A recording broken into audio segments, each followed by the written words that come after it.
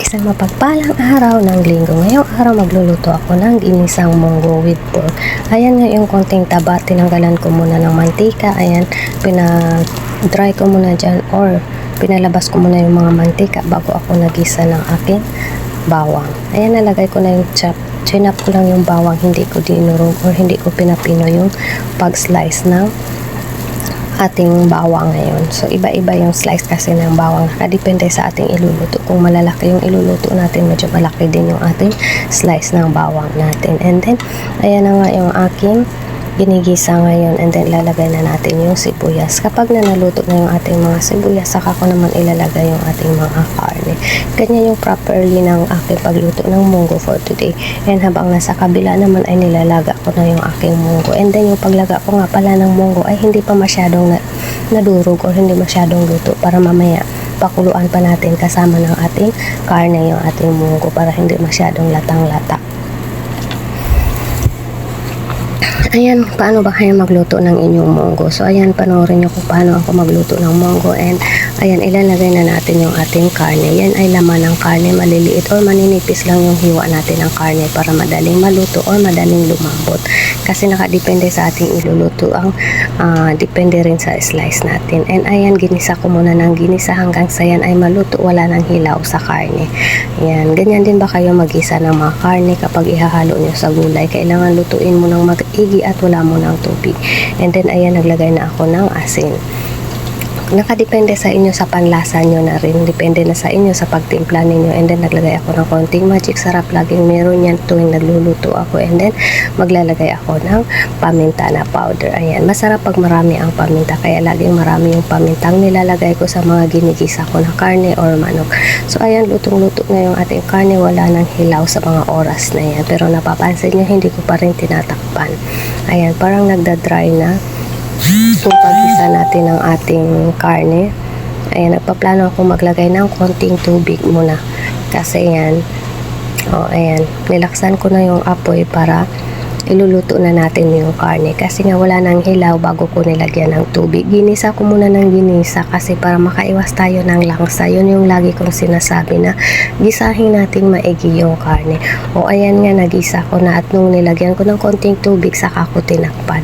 Ayan, na-dry na naman ulit yung ating tubig na inilagay. And then, isusunod na natin ilalagay dyan yung ating munggo dahil yung ating munggo ay hilaw pa, hindi pa masyadong luto or half cook muna yung ating pagluto para isabay na natin sa pagpakulo dyan sa ating karne. Ayan, kung napapansin nyo yung ating munggo ay hindi pa durog. Yan, more on laga pa kasama ng ating karne para yung ating karne ay lalambot pa habang nilalaga natin kasama ng ating munggo. Ayan, ginisa natin magkasama yung ating karne at ng munggo. Kayo ba, paano din ba kayo magluto ng munggo? So, ayan yung aking luto ngayon. Isa-suggest rin kung paano kayo magluto para matutunan ko rin kung paano yung inyong proper way ng pagluto. And ayan, maglalagay na nga pala tayo ng ating sabaw. Yan yung pinakasabaw niyan. Yan.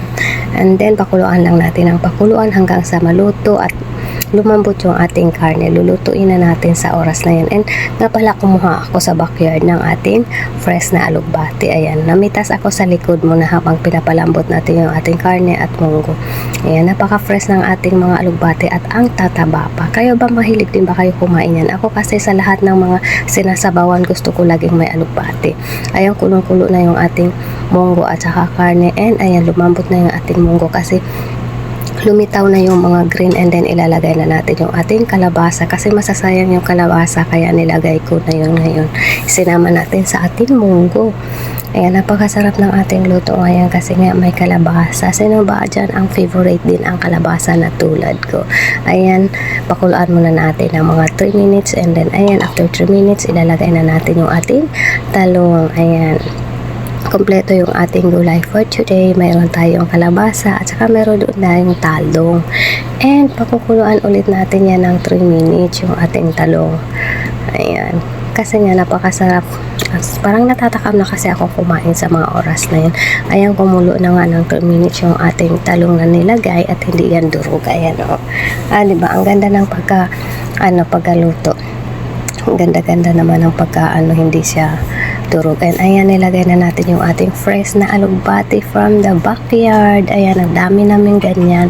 So, hindi namin nauubos gulayin kasi minsan lang naman nakakapagluto. Kaya nga naisipan ko magluto ng munggo kasi sa munggo talaga gusto ko lagi may okra or alugbati. Kaso dahil wala kaming okra, ayan ang nilagay ko ay alugbati kasi pareho naman sila nadudulas or madulas din yung alugbati. Ayan, hahaluin na natin ng maigi kasi 2 minuto na lang yan ay matatapos na dahil yung dahon ay hindi natin pakuluan ng matagal. 2 minuto lang ay matatapos na yan. Pagka nalubog na lahat, ayan, takpan lang natin ng konti and then tapos na. So, ganun lang kasimpleng magluto ng gulay.